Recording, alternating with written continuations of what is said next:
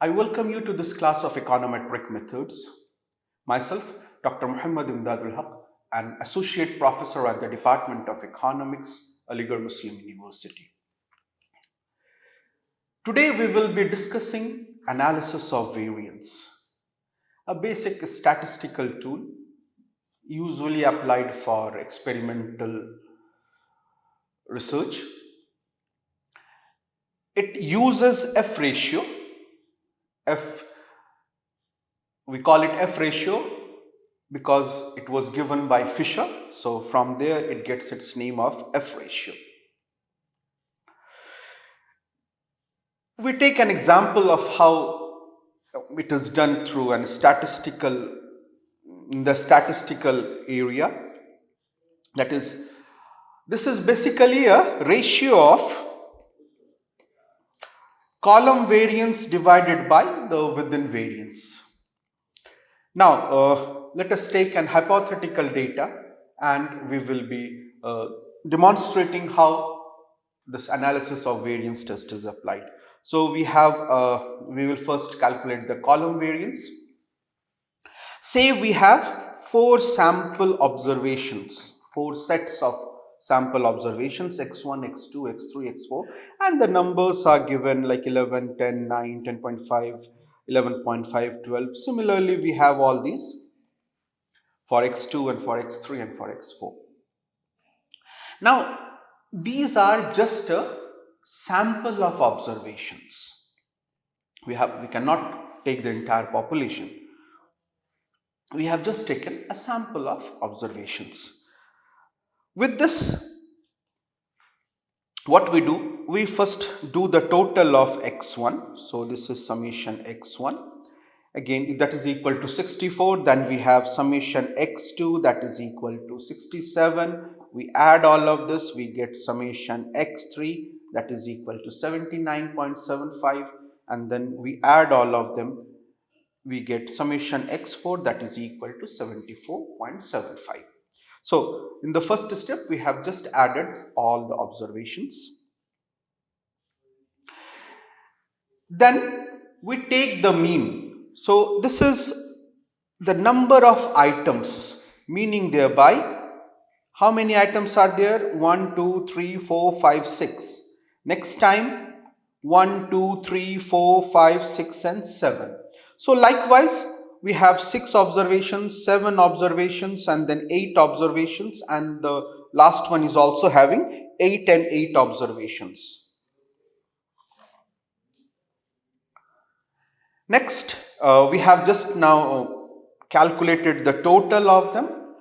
64, 67, 79, 64, 67, 79.75 and 74.75. Then we calculate the mean. Mean is simply 64 divided by 6, that is equal to 10.67. Then 67 divided by 7, that is equal to 9.57. Similarly, we have 8 and we have the mean of these 8 observations is 9.97, and the mean of these again another 8 observations is 9.34. Now, grand mean, it means we just take the mean of this column. Suppose this column, we take the mean of this column, that is, if all these are x, we take the mean of x. We add all of this 10.67, 9.57 plus 9.97 plus 9.34 divided by 4, and we get the mean of it is 9.84. So that's what is written here, 9.84, 9.84, 9.84 for all the observations. Then we do this column minus this column. That is 10.67 minus 9.84, that is 0.83. 9.57 minus 9.84, that is minus 0.27. 9.97 minus 9.84, that is 0.13. And the last one is 9.34 minus 9.84, that is equal to 0.05. Then from here we calculate the square of this column. The square of this column means 0.83 multiplied by 0.83, we get this value 0.6889. Similarly, minus 0.27 multiplied by minus 0.27, we get 0.07, then 0.13 multiplied by 0.13, we get 0.01, then minus 0.5 multiplied by minus 0.5, that is equal to 0.275. Next, we take this column and we divided it by the number of items, meaning thereby how we have got this, it is 0.6889 multiplied by this 6. Similarly, to get this 0.51, what we do, we 0.0729 multiplied by 7. So likewise, we will get the mean minus grand mean whole square multiplied by the number of items. So this is 0.13, then 2, then so the last term is 6. Now then what we have, it was only up till here mean, but then we have added all of this. Now we need to do the summation of this column, and the summation of this is given over here, 6.7789. so this is a simple step-by-step calculation. Then we take that 6.7789, means we have just taken this 6.7789 divided by how many items are there, x1, x2, x3 and x4. We have this 4, so this is 4 minus 1, so that we get it as 2.259. So this is 2.259 is what you refer to as between the column variance, the difference between the columns of x1, x2, x3 and x4. Then we move on to the within column variance. We have first done between column, now we are going to within column variance. So let us take the first column of x1. We have 11, 10, 9, 10.5, 11.12. Then we calculated the mean. What was the mean of this series? We have seen this over in our table. The mean of this was 10.67. So what we do?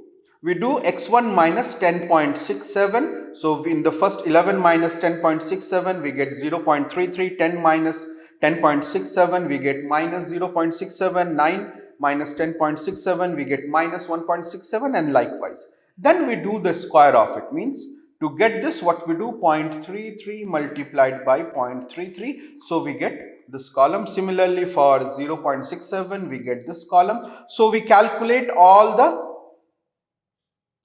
x1 minus the mean and the square of it, so we get 5.8334.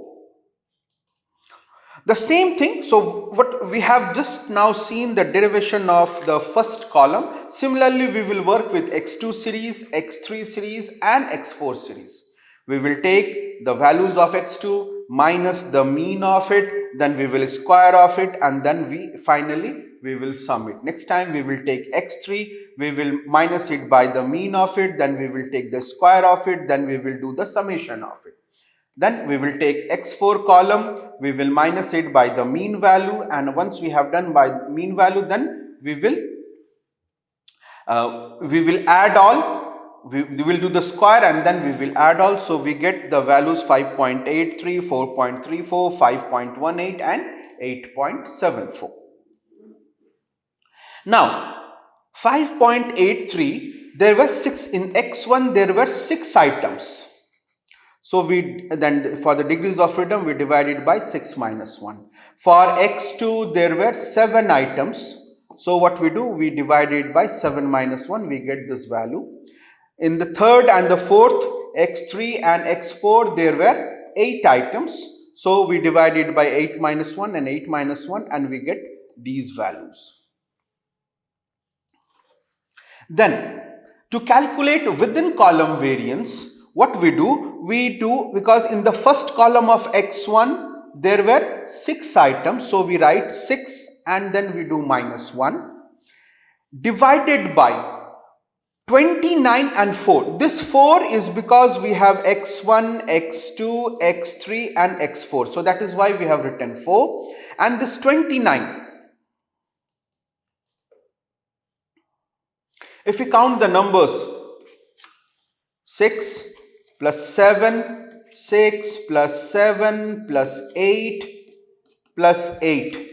So this is equal to 8 plus 8, 16, 16 plus 7, 23, 23 plus 6, that is equal to 29. So we write that 29 over here and then we multiply it by what was 1.166. This was for x1.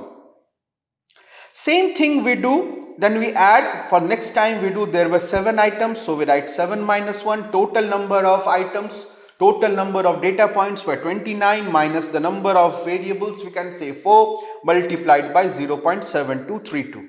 0.7232 we get from here. Similarly, we again do for the second last x3 column, 8 minus 1 divided by 29 divided by 4 multiplied by 1.249, and we have done, and then the last, this is, excuse me, this is not 1.249, there is a correction, this will be 0.74. This is 0.74, and the last one which we have, in the last one we have this 1.249 over here. So what we do, the same thing, 8 minus 1 divided by 29 minus 4 multiplied by 1.249. When we add up all of this, we get the value 0.9638. So this was your column variance. So we have our calculated our column variance and our between variance. So what is F ratio? It's the column variance divided by within the column variance. Column between column variance was 2.259 and column variance is equal to 0.9638, and then when we divide, we get the F calculated. This is the F calculated value. So we have our statistical distribution like this. This over here, if we go and check the table value from the F table, which is given at the back of all the statistics book, you will find it 2.99. Our value, it falls over somewhere over here, that is 2.344. So what was our null although we didn't state the null hypothesis, our null hypothesis is that the mean of series 1 x1 is equal to x2 is equal to x3 is equal to x4 against the alternate that at least one of them is not equal.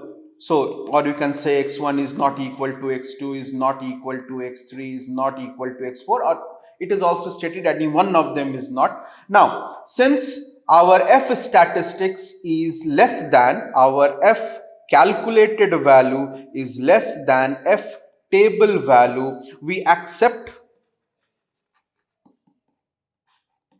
H naught.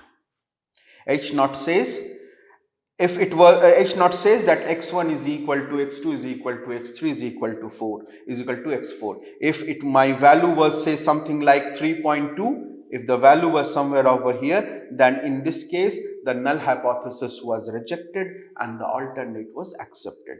But in this case, in this region, if it falls, so H naught is accepted, indicating H1 is rejected.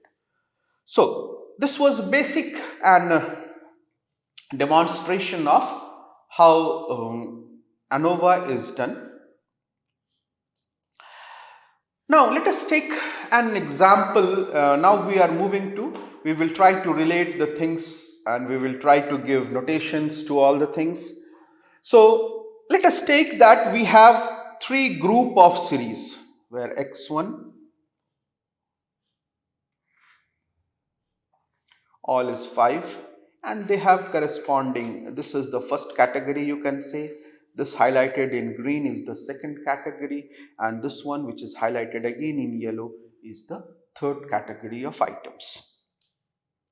Now, when we have a similar case, so what is we are doing is here the purpose of ANOVA is it identifies and divides the total variation of a variable related to different factors, and it deals with the values of y and estimates their variation. Here x is being used just for categorizing y into different groups. So ANOVA reduces the estimation and ANOVA reduces to the estimation and comparison of two variances and test whether the difference between the two variants is merely by chance or because you have selected such a sample that difference is there, or actually in the population there is a difference, meaning thereby the data which has been taken in our previous example for x1 is from a different sample from a different population than the data of x2 which has been taken from a different population or not, and similarly x3 and x4. So this is comparison is done through f-test as given by Fisher.